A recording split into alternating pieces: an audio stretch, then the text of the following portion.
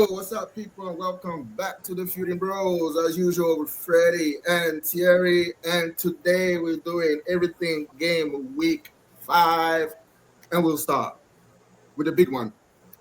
Arsenal against Chelsea of 2008, Mourinho Chelsea. I mean, against City. CE, there you go. And the game just finished. And just before we start, guys, as usual, like, share, comment, and subscribe for more videos. Go back in that channel and just take a butchers, man. Take a butchers. Just kind of feel it for yourself. And also, we do have our FPL going on, FPL League. It's not too late to join. We're just playing for fun, so feel free to join that. The information is going through on the bottom of the screen right there. All right, guys, let's get into it, and let's get into the game. What did you guys think of the game? Let's start with Terry, man. What do you think of the game? I thought it was a good game. I was surprised by City's approach. I know it's not the City of back then, or maybe 2 years ago now, but yeah, I was surprised. I've rarely seen them be this like defensive and cagey and just they were very happy, and it's not even like usually if you see them have to defend deep like that, it's because they're getting pushed back and they're getting forced into that position. But they were happy to just drop deep a lot of the time. They did press at times, but a lot of the times they were happy to just drop deep and kind of see what Arsenal has to offer. So I mean, I was surprised to see that. In a sense, you can say maybe it worked because they were 4 minutes from getting away with a win. But in another sense, it's just surprising to see that because I mean, I guess we were talking about in the group, they've been critical of Arsenal going to do that at their place in recent years. So for them to kind of take that approach, it's surprising to me. But I guess it worked out in a way, a point away at the Emirates where they were, I think, probably more at the start of the second half. At the first half, Arsenal didn't create much. They did have all the possession and the attacking intent, but they didn't create much. It was only that one chance really from Madueke, I can remember, in the box. Second half, first maybe 20 minutes of the second half, Arsenal was really on top, really all over them. Not creating anything clear cut, but a lot of good chances from guys that in those positions, maybe you expect them to do a bit better. I'm thinking about Eze with that volley. Zubimendi as well had a good chance on the edge of the box. But after that, again, kind of petered out a little bit. And then, I mean, Martinelli, what a goal to finish it. Out of all people, for Martinelli to be the guy, to be the guy to come rescue and to finish like that, man. Oh my gosh. I mean, that's crazy. But yeah, it was good game, very interesting game. I was very surprised with City. Yeah. Your thing. What about you, Freddie? I know you didn't watch the game, but you just got some highlights. What can you gauge from the highlights that you see? I mean, from the highlight, it looked like a good game. It looked like it wasn't too boxed off, meaning that the teams really gave it some chances, but it still felt like it was just again from the highlights. It felt like not too many risks were taken, just in the way the attacks were going. Except from the first goal from Allen, where there was open space. Arsenal was kind of caught off guard there. Everything else was a little bit more tight. And obviously at the end, again, with Martinelli's goal. So in between there, the game was really played like a chessboard, I guess. And then, I mean, the worst thing here, I guess, is the results, okay? Because the result, I think, is the worst outcome for both teams, and the best, I mean, not the worst, but not the best outcome for both teams. And then that's the best outcome for Liverpool, though, because now there is more of a gap, and they can pull away a little bit more. I was probably hoping for a winner here to have a decider, at least in the race. But hey, 1-1, I guess they will both take it. Yeah, and I think you said it. I think the big winner of this week is definitely Liverpool. They pulled away now. I think they're 5 points clear. Just and that's that's a great result for them. In terms of the game, from what I saw again. I'm gonna echo what Thierry said. It was just a little bit surprising to come and see City play that way. Um, the fact that you mentioned that they complained about the way we played, and parked the bus when we were 10 man down at their place. I think that's the only game we really parked the bus against them, and No, there was a game the season before. That's when Rodri came with the quote. I'm not sure about that, but I mean, When they won the league that season and you guys played them in May, that's the original quote from Rodri about you guys not really trying to attack them. Yeah, I mean, I wouldn't say that in that game we really parked the bus. I mean, the only one that I mean, he can complain about whatever he wants to complain about, and what was he going to say today, basically? But I mean, the other game when I would say, yeah, we parked the bus. Yeah, this is when we were at their place. We 1-0 up. Trossard gets sent off, and we're playing basically an hour with 10 men. Yeah, we parked the bus. Everybody wanted us to open up and get slaughtered. Who's going to do that? I hope the same narrative applies to City this time around. Them being with 11 men, and at the end of the game, they have 6, 7 center backs on the field, no strikers, and everything like that. But I mean, yeah, that was crazy, man. And you know what? I'm not going to blame them because you do what you got to do to get the points. And I think what they've done today is just over the years the respect that City and especially Guardiola has for Arteta now. I remember back in the days when after the game, it was Pep Guardiola coming out and a little bit patronizing us a little bit. Oh yeah, Arsenal, they're a good team, but that's after beating us. They're a good team. They passed the ball well. Because we were open and playing to their strength, and they were smashing us. Now there's not that. Now they're coming and they're respecting us. They're respecting us to the point where they are actually parking the bus. Guardiola, the creator of tiki-taka, parking the bus today, ending the game with 6, 7 central defenders at that on the field. I think that's a big testament of where we've come from and where we are today. But that's just that on that side. In terms of the game, I thought throughout we were the dominant team. I don't know. What did you think of the lineups? There's a lot of talks of the lineups. I'm seeing a lot of Arsenal fans just having a meltdown as usual on social media about the lineup. What do you think of the lineup? Did Arteta lineup surprise you a little bit? Yeah, because I thought you would start Eze. I mean, I don't know why he didn't start. I don't know if he gave a reason. I didn't watch his press conference or anything. But I thought you would start Eze if it's not on the left and starting him in the 10. And we saw the difference, especially Saka too. But obviously Saka wasn't ready probably to start. Probably didn't have 60 minutes in his legs.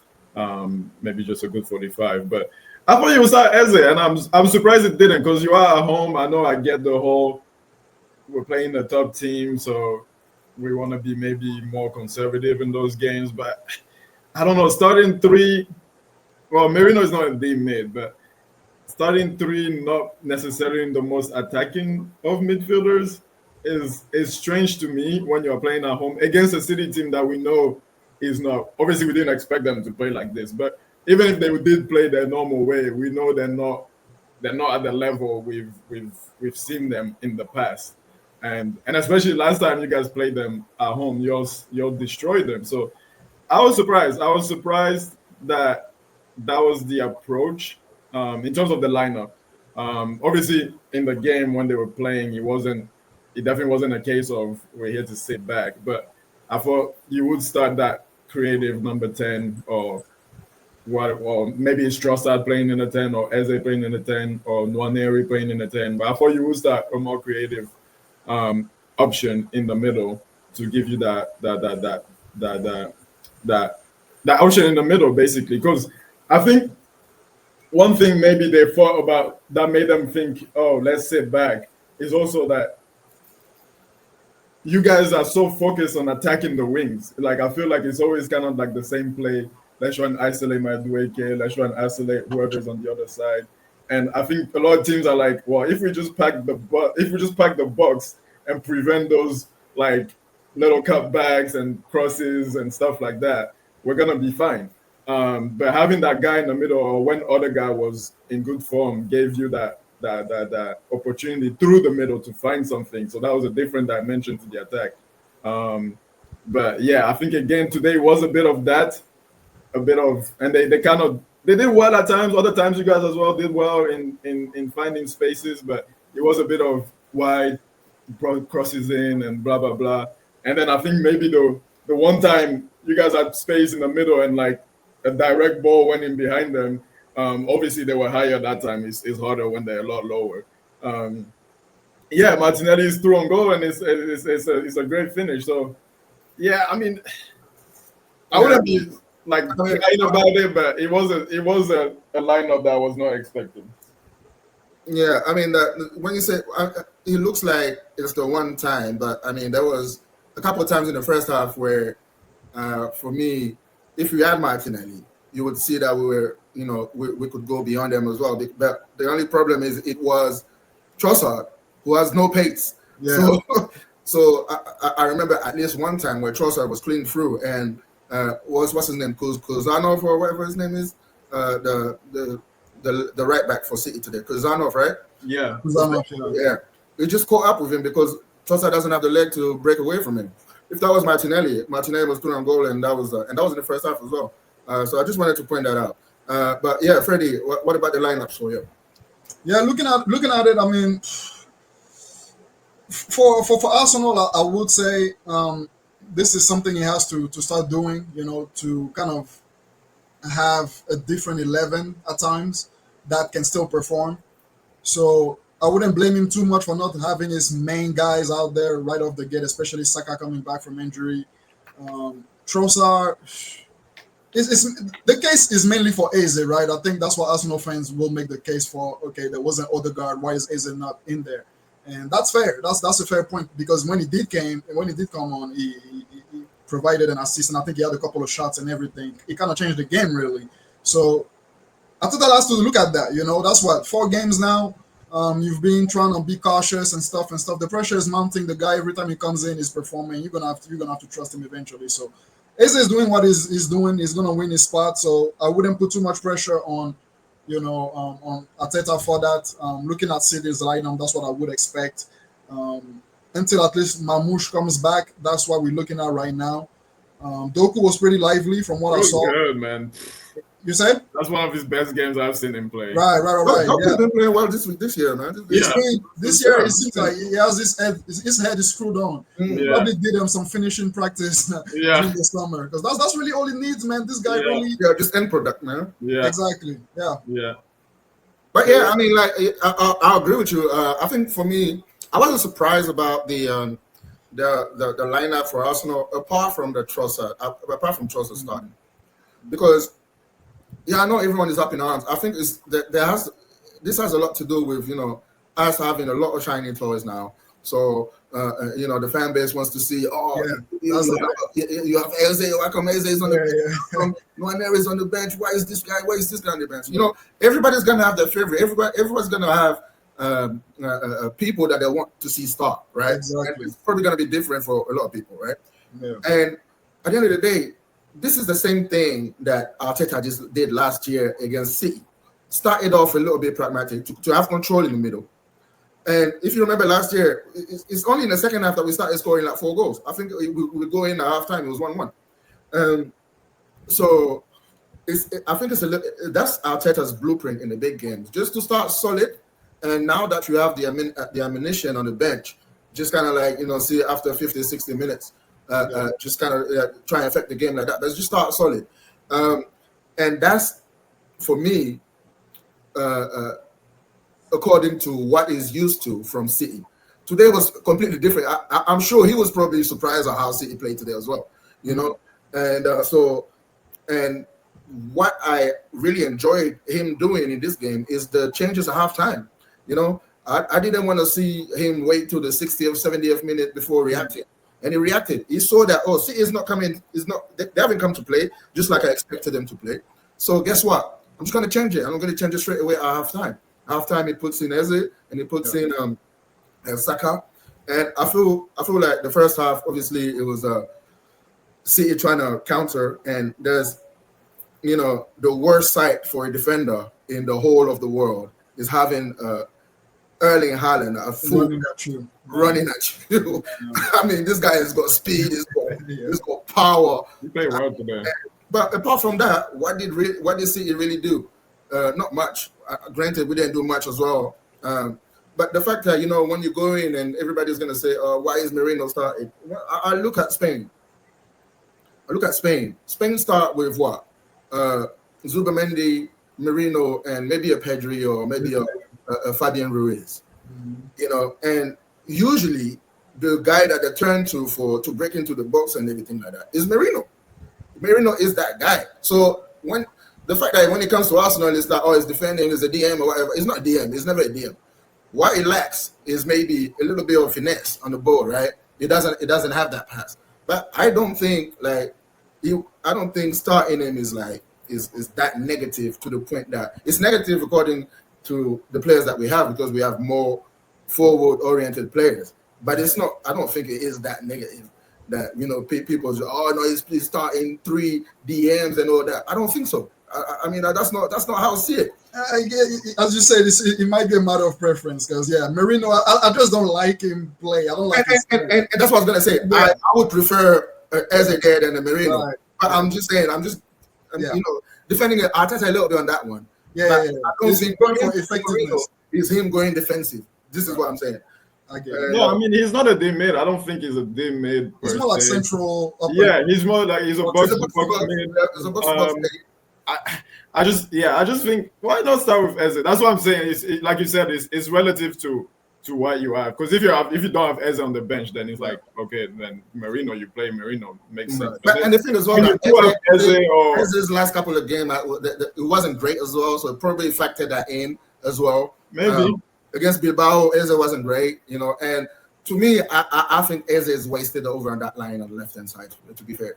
I want to see him a little bit more central. Even if he's not playing that number 10, he has to play with a fullback that will do that line for him so that he comes inside. Because that's why he plays for. That's why he used to play for Crystal Palace. He used to play that Crystal Palace has a similar system than the new guys a little bit. Yeah, United. Yeah. He used to play that left 10 channel, and a fullback that will actually hug that line. And I think maybe that's why Nkapie has been signed.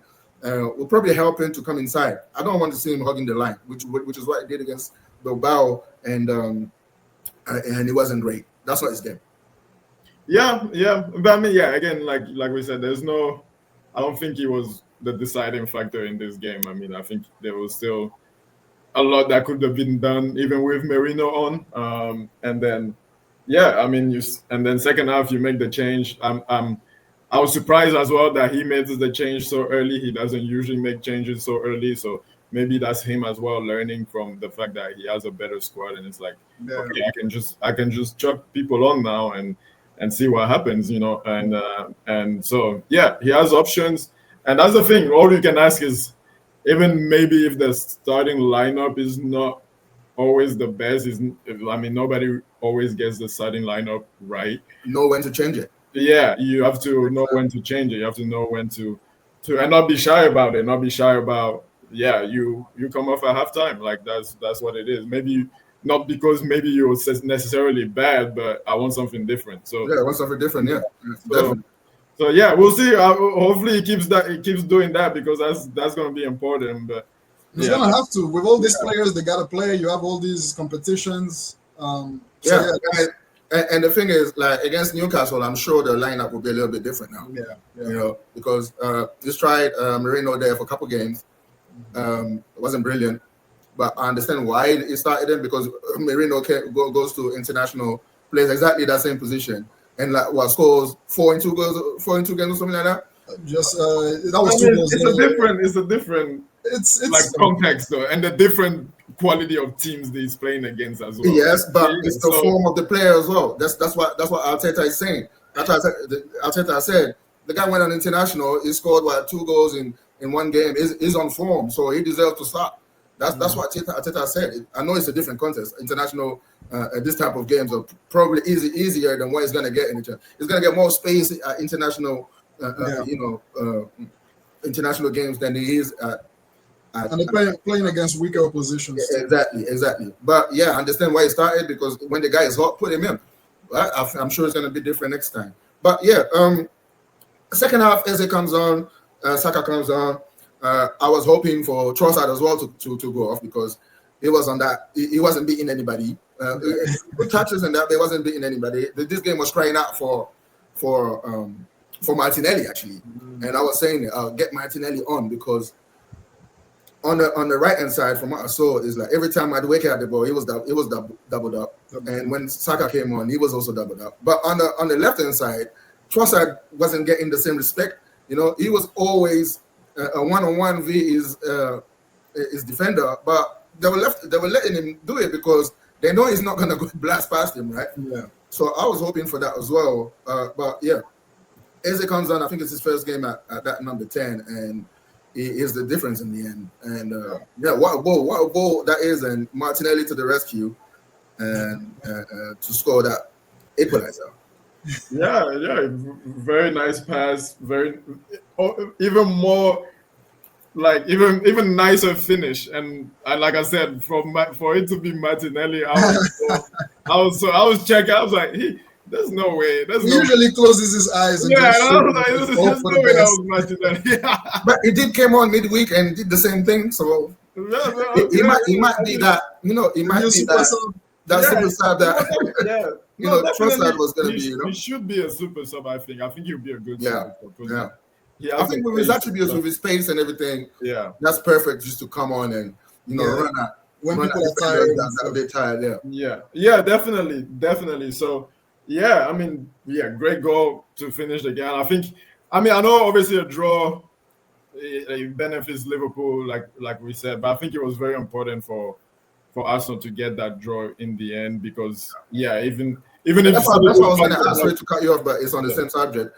Who do you think the draw is more beneficial to, Arsenal or City? I think I would still say City slightly, because it's Arsenal away, but obviously with the context of how the game went, you're like, it's great for Arsenal to get something in that way, so they won't feel as bad as if, let's say, it was like, I don't know, if it was 1-1 after the first 10 minutes and you guys are battering them the rest of the game and it ends 1-1, then it's like it's a different draw than we get something last minute. So, but I still think just being Arsenal away, looking at just coming out of the context of the game and just looking at Arsenal away for City, they're probably like, any team that goes Arsenal away is probably happy to come out with a draw right now. But obviously, I don't think Arsenal will feel as bad now that they got that draw. Just because of the manner. Yeah. For me, yes, the manner, that's one thing, but then there is the actual impact into the title race and everything. And I do think it's 2-point loss for Arsenal. It's early though. It's 5 games. I know it's 5 games. I know it's early. That's what we say. But we're expecting the top teams to beat all the small teams, to beat at least most of the small teams, right? So it comes to the head-to-head, and that's what we were talking about last week. When it comes to the big teams, the top 5, the top 3, it's going to be like the head-to-head that's going to decide, because, they're going to rack up points here and there. So it's early, yes, but then at the same time, we're seeing a little bit of, as you say, Jan, Arteta passing the baton off to Pep, kind of, right? You mean the other way around? You mean Pep passing the baton to Arteta? Oh, yeah, Pep passing the baton to Arteta, yeah. So, yeah, let's make that official. Let's make that, I feel like this is the time for, Arsenal to go hard. So, again, let's see the reverse fixture. I'm hoping that by that time, Arsenal can make a statement. If they're going to go for the league, these are the games they have to really impose themselves. Yeah, I'll bet to disagree a little bit, because I don't think this kind of games will really decide a league. Last season we did it, and we were unbeaten against the top 6. But what did we finish? 10 points off, because it's those other games where you need to pick up the points. It's the Bournemouths. The mid-table teams. It's the Bournemouth. Even for us, it's the Spurs. Yeah. It's these guys. It's the Brightons. Those kind of teams where you go and sometimes lose, or get a draw. Those are the kind of games that you need to switch. Obviously, when you're playing at home, you want to win your home games, but I mean, like I said, last season we didn't lose against a top six, the top team, you know, and we smashed a couple of them as well, but we were still 10 points off. So that's why I would just, you know, disagree with you on this one. Just gonna put a little context to that. The competitor here is Liverpool. Liverpool smashes small teams. Yes, sometimes they have like crazy mishaps where they will lose against, I don't know, Burnley, something like that. But even last week, they struggled, right? But I feel like this year, they're going to keep it up. Slot doesn't play. They have the squad to do so. So if you can't go and beat Liverpool, how are you going to go past them? That was just my point. Yeah, but that's assuming that Liverpool wins all their games, like, and they will. that's what they did last year. You saying they will, but just football doesn't really work like that. I mean, I know last year we were all waiting for Liverpool to fumble, and they didn't. But yeah. I mean, this season for me is a different season, and until I mean, I understand they might or they might not, but I'm not sure you can be as definitive as you are right now just to say, oh, Liverpool's gonna smash everybody else. The only reason why I came a little bit. The only reason why I came a little bit is because of their reinforcements. Last year, what we saw that they were missing was, you know, at some point they run out of gas, the Salahs and stuff. Now they have people that can replace the Salahs and stuff and come and add new life. So I'm not. Well, I mean, it's not. We're not talking about Liverpool, but I mean, we'll talk about Liverpool when we get to that. But yeah, we'll just agree to disagree and just move on that one. Terry, anything that you want to add?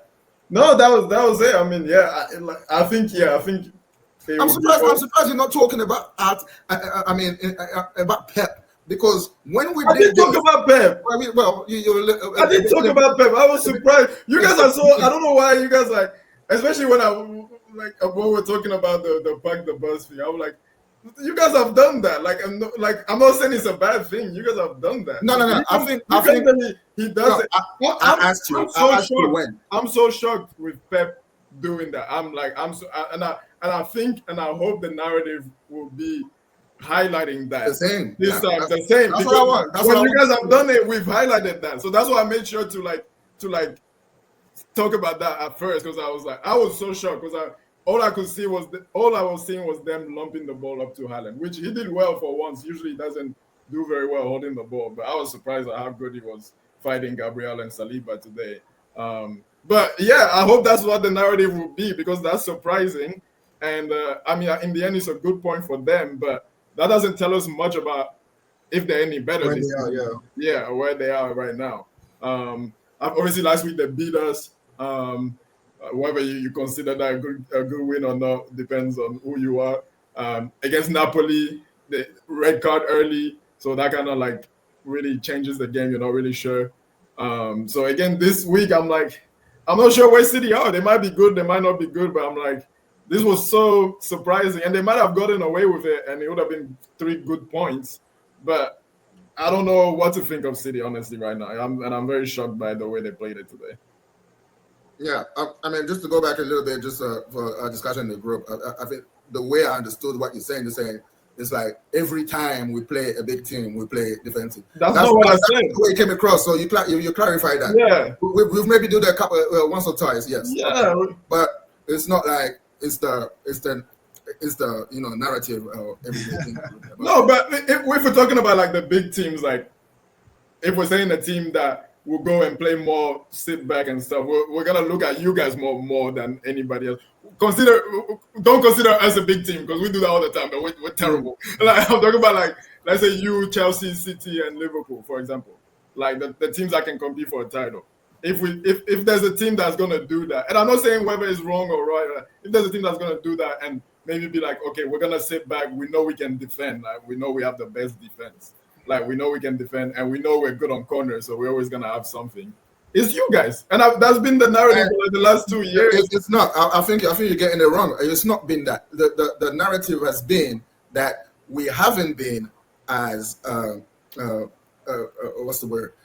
So we've been relying on corners because we're not productive enough in the midfield. So we didn't have the creativity. That's what I was looking for. So since we don't have that creativity in midfield because we're losing that, that's when we were relying on set pieces and corners.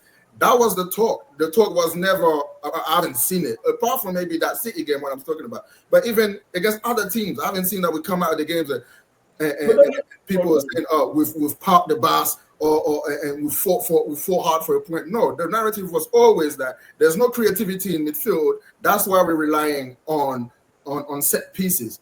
But in terms of parking the bus, like City did today, like that's why I'm going to disagree with you, because I haven't seen a game. Again, I haven't seen a game unless you can point me to that game. I haven't seen a game where we've against a big team where we've went there and packed the bus and played on the counter or whatever, like just like City did today, or just like we did when we were 10 men against City. That's just what I was. I'm not even considering that game. I'm talking about the season before. Y'all played them in May, and you guys parked the bus, and that's when Rodri came out. Like, I'm not even considering that 10-man game. Yeah, that was a different context to that game.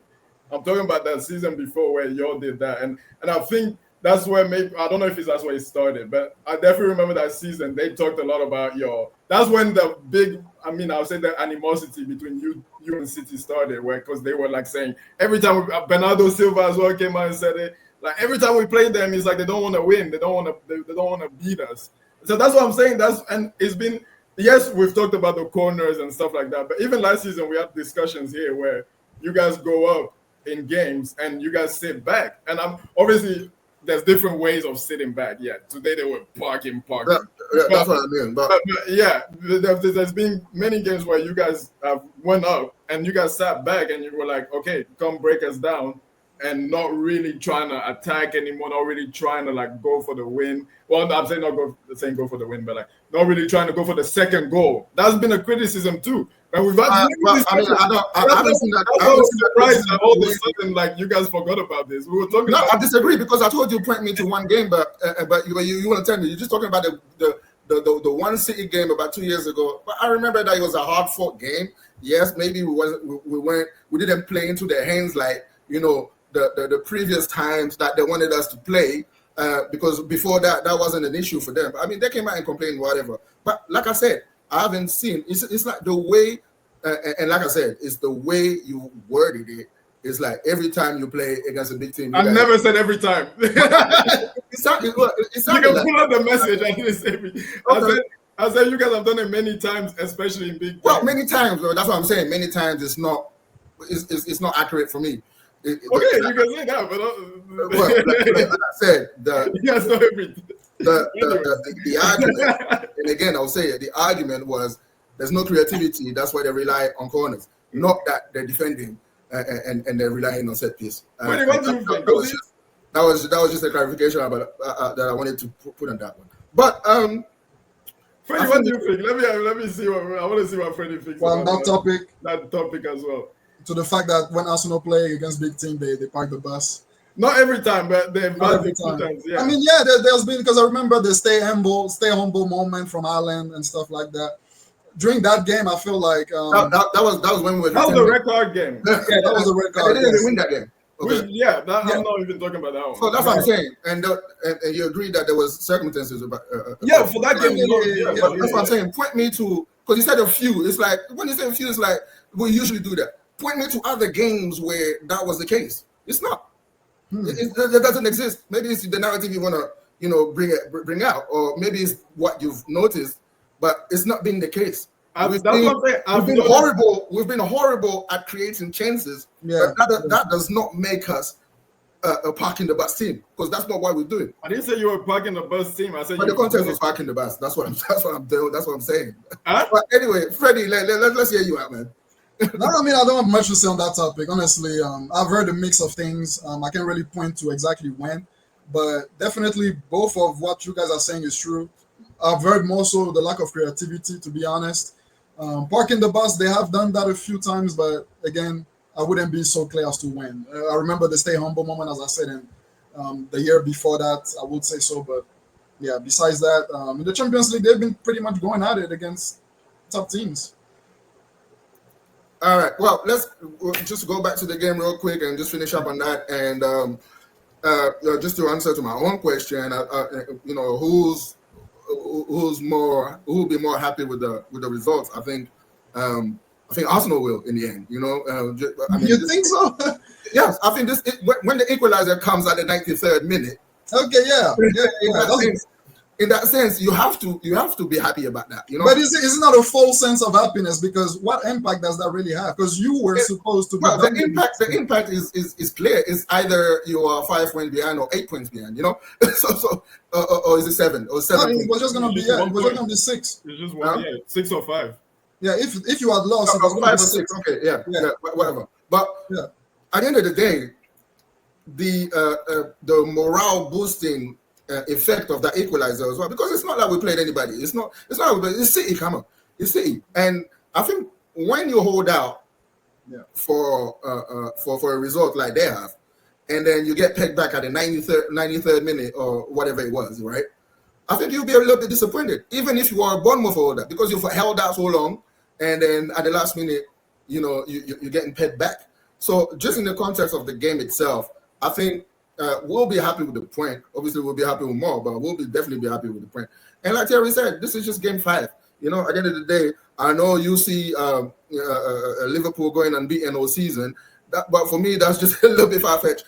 There's going to be moments in the season, right? And Liverpool, they've had they have a not easy start, but Last season, and nobody went and did anything about it. Last season is last season. I'm just talking about this season. And they strengthened. That's what I'm saying. The thing is, it's a continuity, right? For you guys, it's a continuity. For City, it's a continuity of last season. They were trash last season.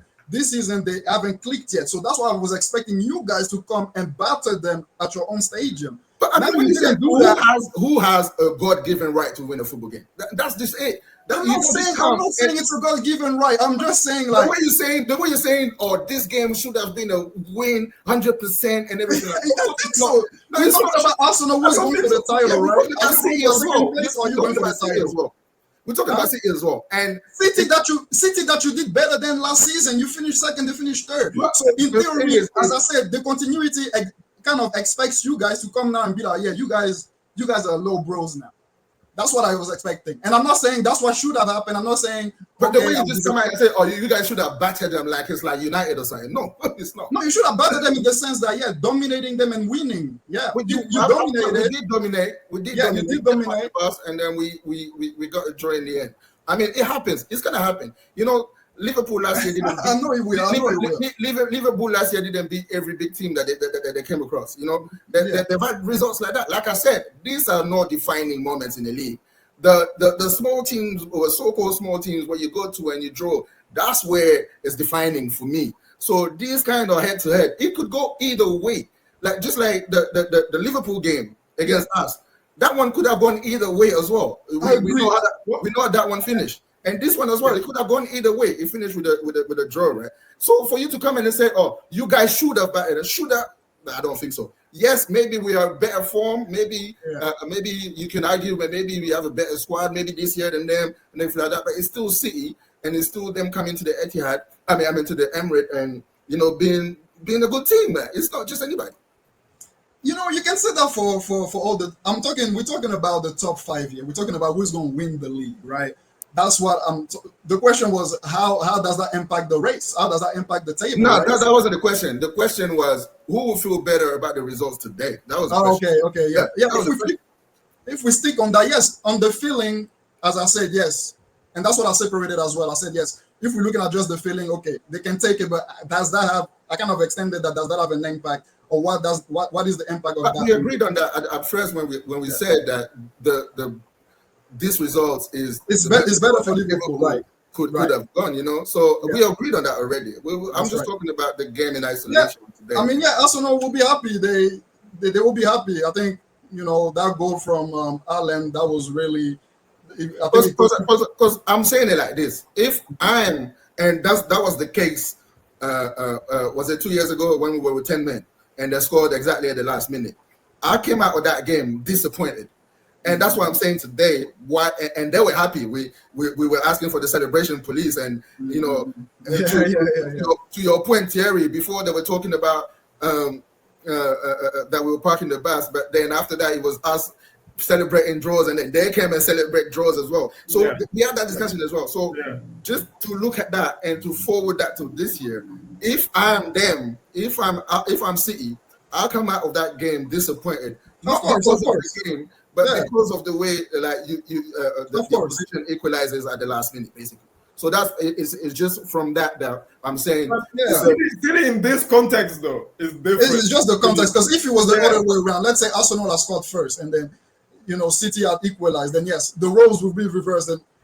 And on the physiognomy of the game, I get what Jan is saying, but I get it too. There's a difference of City in this context and maybe City in the context of when they played you guys and they scored that last minute. Because now I don't think they, like you said, I don't think they see themselves on the same level right now as you guys. So for them, like a draw like this away at the Emirates in the context where they are in right now, where they're struggling a bit and they're not clicking yet. They make Who really knows? Yeah. I feel like it's still a big point for them. I don't know if they'll be disappointed, but I see what you mean, though. I see what you mean.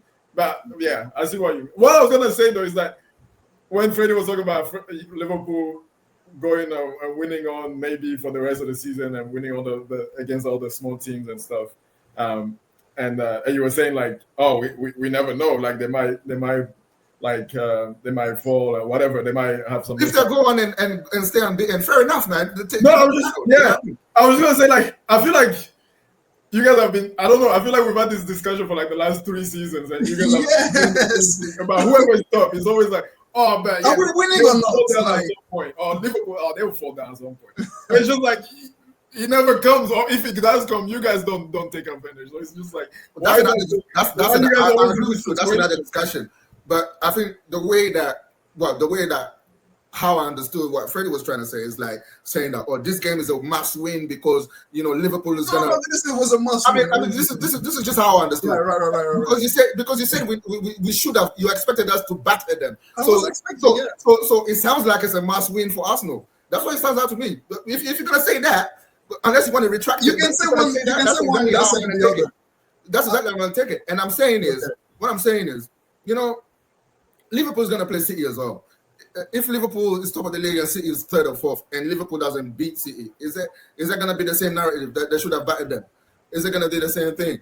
So that's what I'm saying. I'm saying you're expecting, and you're free to think that. I mean, I haven't seen that personally from how Liverpool is playing, but you're saying that.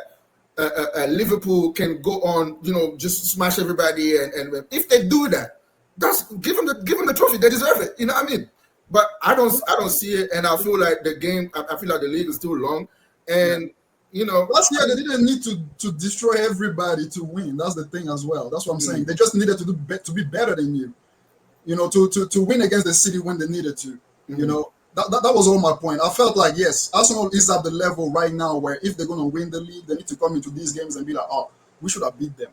That's just me. Fair enough. Well, I guess we're just going to leave it there, right? Or if Terry, you have something else? No, I'm good. All right, well, so we're just going to leave it there. Arsenal rescues your point through Martinelli in the end. Great finish, great lob. And, I mean, I guess both teams should be. I guess both teams will be happy. Both teams can be. Both teams will be happy with the points. In the circumstances, I think Arsenal should be happy with the points in the circumstances because that could have been, the whole 3 points dropped. So in terms of the title race, it's a good point to have, and just take it and move on. All right, guys, let us know what you think of the podcast today. Like, share, comment, and subscribe as usual, and join our FPL Mini League. We'll see you in the next one. See you guys. Ciao.